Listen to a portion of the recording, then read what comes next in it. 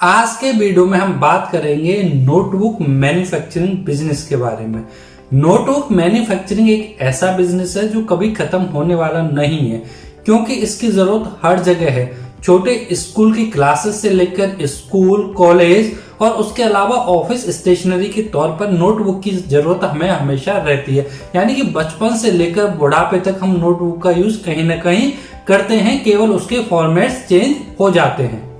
तो आज इस वीडियो में हम जानेंगे नोटबुक मैन्युफैक्चरिंग के बिजनेस के बारे में सारी जानकारियां। आज का वीडियो भी अन्य वीडियो की तरह 6 पार्ट्स में डिवाइड होगा, जिसमें सबसे पहले बात करेंगे रॉ मटेरियल, उसके बाद machinery, process, investment, market and profitability के बारे में।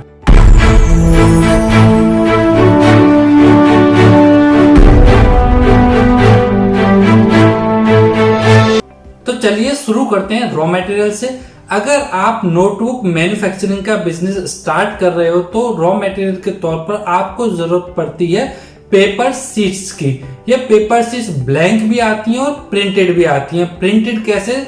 जैसे आपको हिंदी की नोटबुक चाहिए, इंग्लिश की चाहिए, मैथ की चाहिए या प्लेन पेपर चाहिए, तो नोटबुक के जो पेपर हैं सारे फॉर्मेट्स में अवेलेबल होते हैं। आप जिस तरह की बना रहे हो उसके अकॉर्डिंग आप चूज कर सकते हो, या प्रिंटिंग का काम आप अपने यहाँ भी कर सकते हो, केवल ब्लैंक शीट मार्केट से ले सकते हो। इसके अलावा रॉ मटेरियल के तौर पर हमें जरूरत होती है नोटबुक कवर्स की। वो कवर्स हमको रॉ मटेरियल के तौर पर चाहिए होते हैं। अब बात करते हैं मशीनरी के बारे में कि नोटबुक मैन्युफैक्चरिंग बिजनेस के लिए हम क्या क्या मशीनरी चाहिए। सबसे पहले रिक्वायरमेंट है हमको ऑफसेट प्रिंटिंग मशीन की। इसके अलावा folding machine, cutting machine, stitching machine और लास्ट में हमें जरूरत पड़ती है एज मेकिंग मशीन की।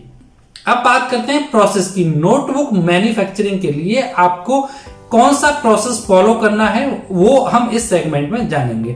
नोटबुक मैन्युफैक्चरिंग के लिए सबसे पहले जो पेपर शीट है उसको ऑफसेट प्रिंटिंग मशीन में डाला जाता है। वहां उस पर लाइंस और मार्जिन प्रिंट किए जाते हैं। अगर आप चाहें तो इस प्रोसेस को स्किप कर सकते हो। मार्केट में प्रिंटेड पेपर आते हैं, आप वो लाकर इस प्रोसेस को स्किप कर सकते हो।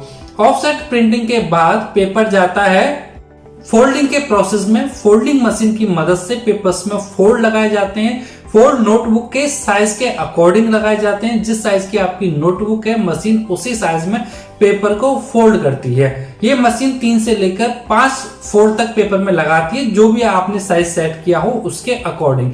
इसके बाद जो पेपर है वो जाता है कटिंग प्रोसेस में, पेपर को काटा जाता है। उसके बाद उस पर स्टिचिंग की जाती है। स्टिचिंग प्रोसेस में पेपर को स्टिच किया जाता है या उसमें पिन लगाए जाते हैं।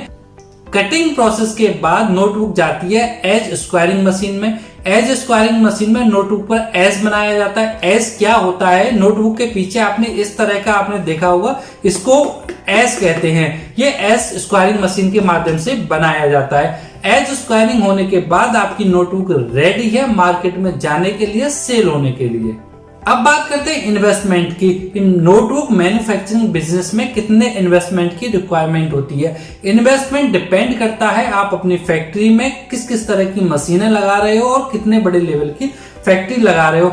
अगर आप ऑफसेट प्रिंटिंग मशीन नहीं लगाते हो तो ये जो इन्वेस्टमेंट है स्मॉल स्केल के लिए 3 से 5 लाख रुपए के बीच में होता है। 3 से 5 लाख रुपए इन्वेस्ट करके आप नोटबुक मैन्युफैक्चरिंग मशीन लगा सकते हो। इसके अलावा 2 से 3 लाख रुपए की आपको वर्किंग कैपिटल के तौर पर आवश्यकता होती है, जिससे आप माल स्टोर कर पाओ और उसको मार्केट में बेच पाओ।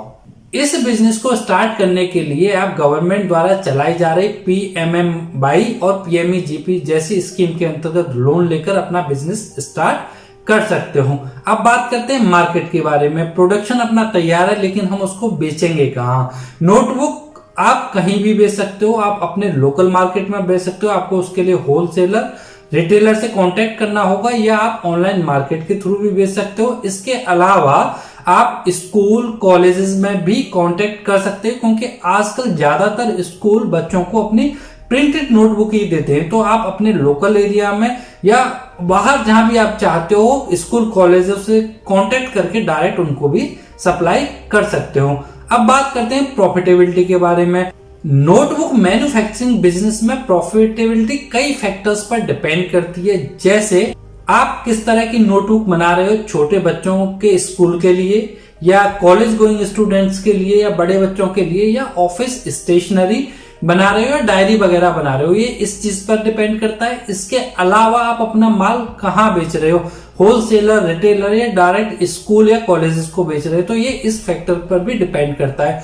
मोटे तौर पर देखा जाए तो नोटबुक मैन्युफैक्चरिंग में 20 से 40% के आसपास का मार्जिन होता है और ये आपके बिजनेस मॉडल पर डिपेंड करता है।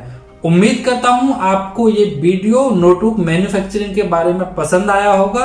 वीडियो को लाइक करें, शेयर करें, साथ ही साथ चैनल को सब्सक्राइब करें। वीडियो देखने के लिए आपका बहुत बहुत धन्यवाद।